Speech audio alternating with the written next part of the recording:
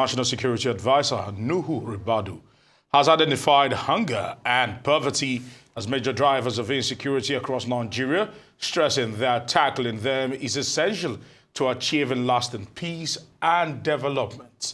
Ribadu's thoughts were conveyed by a representative, Major General Peters Malos, on Monday at the National Security Seminar themed Combating Hunger and Poverty for Sustainable Peace and Development in Nigeria, organized by the Alumni Association of the National Defense College in Abuja.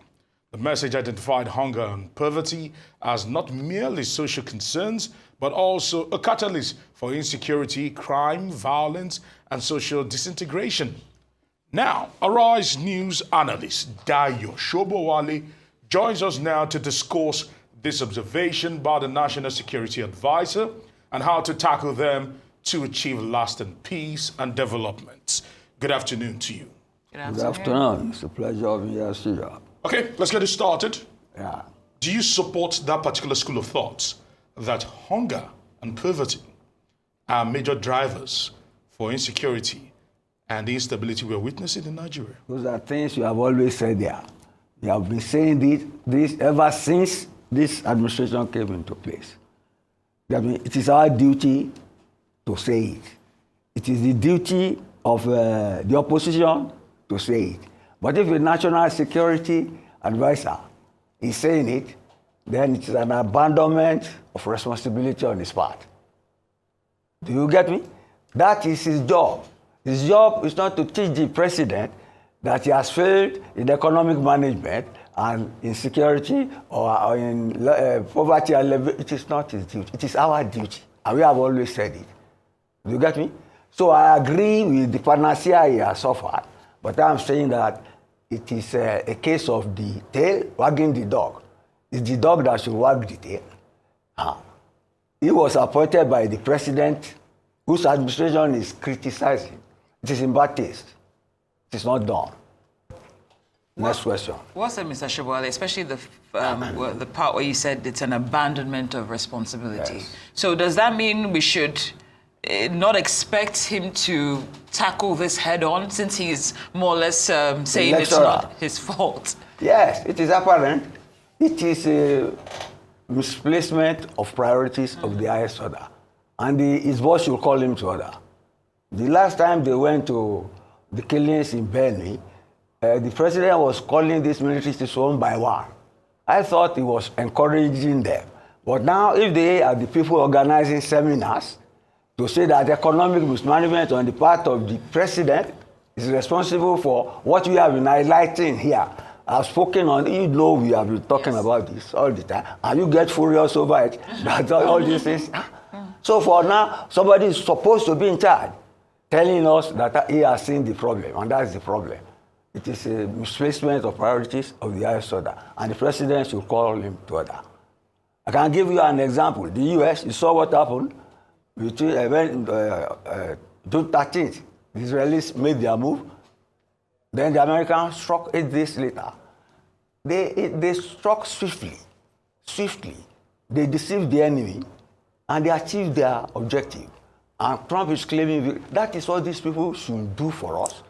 After they have slain our enemies and defeated our anti-security terroristic forces, then they should hold a press conference and tell us what they have done. Not a seminar on the problems you all know, and we are all trying to see through in terms of civil. That's why you have opposition, incidentally. And you see, funnily enough, Obi came out and said that the military are saying all what he has been saying all along. Is the military, national security advisor, is he working for the opposition or for the president who put him in place? Please, let's ponder over it. That's my take for it. All right. Something doesn't sit right with me here, and let me try and clarify that. Yes. And that is the fact that when they say hunger and poverty, the last I checked, it is not just happening in the Tinubu administration. From the Obasanjo administration to date, at different times, people would say that there's poverty and hunger in the land. But as each administration comes and goes, we see our security architecture and also the state of our security here in Nigeria depletes drastically.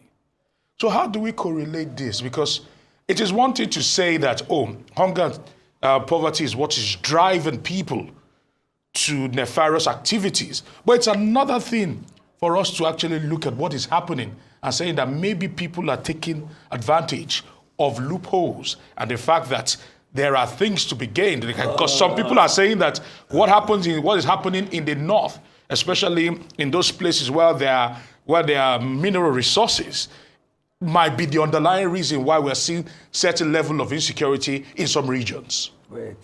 You know, when I started, yes, I said, I agree with the panel. See, I'm not quarreling with poverty. We've always discussed this now. But one thing they have left out, and I said it about 2-3 days ago, maybe last week, that the problem of insecurity being intractable in Nigeria is because of jihadism. And unless we face that, all right. Now these military chiefs, they never mention that in all what they say. True. So to me, it is like an intellectual coup against the president, and he should put his house in order. We have always known this. That's what I've been doing for the past 2-3 years on this issue. And what Nigerians, even Atiku, everybody has been actively highlighting this thing. And the government has been trying its best to say that it's trying to bring in investment and all that. But it's not the military chiefs he put in place to help us knock out our enemies, who are now giving me a lecture on the source of poverty or the source of insecurity. It is not on, please. What's up, Mr. Sobowale? So is it time for the NSA to be asked to step aside since he appears not to have a solution? Let me give you a crude example. Gufanti Construction Company was popular when I was growing up. The Italians, they don't speak good English. So there was this liberal who was always arguing with the Gufanti Italian. He said, me talk, you talk, who be master? Go get your pay. That's my answer to your question. Please interpret because... You should get it. No, I don't. I don't. I said, okay, I say the tail should not be wagging the dog. Okay, yes. The dog should wag the tail. So should he step aside or be asked to step aside? That is the problem of the president. You get me? I can only do analysis, and I've done my best. Okay. All right, okay. I can only do analysis. Okay. Looking at it closely, where do we start addressing this issue, and from which angle do we start addressing this issue?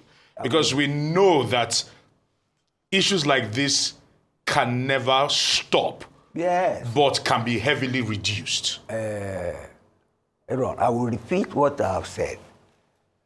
You see, all the apparatus are there to fight poverty, hunger, and all that.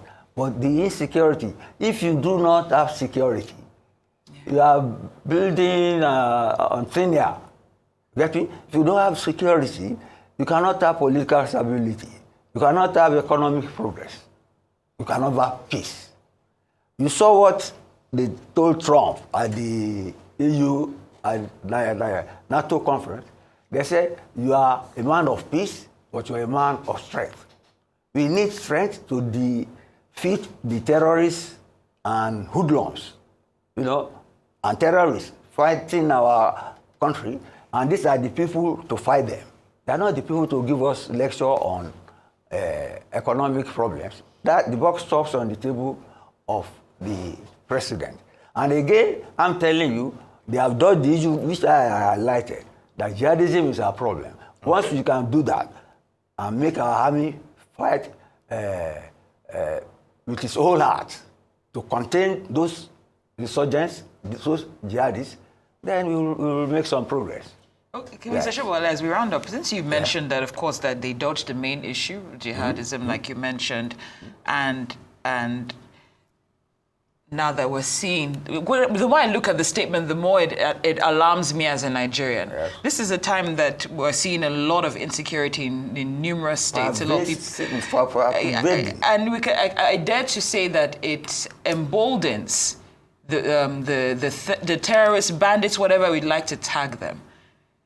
What should Nigerians take from this statement made by the NSA? Everyday Nigerians. President, let Nigerians tell the president. You remember during the NNPC crisis, when the prices were soaring until it got to this level now, over 1,000, then I said Nigerians did not vote NNPC into office. They voted the president. It took him some time, but eventually he did what he had to do. And we are here, we are. I'm saying it again. If his security chiefs are saying that it is economic mismanagement or lack of the wherewithal to contain poverty is what is leading to insecurity, whereas that is their own responsibility, he should call them to order. How he calls them to order, either by chiding them or sacking them, that is his own problem. But they cannot, the dog again, cannot be. Do you get the expression? It's the dog. The dog wants the tail. And does what it likes with the tail. It's not the tail now that is telling the dog where to go. It's not done. Can't say more than that. All right, so I want to say many thanks to you, Dayo Sobowale, for your time here on News.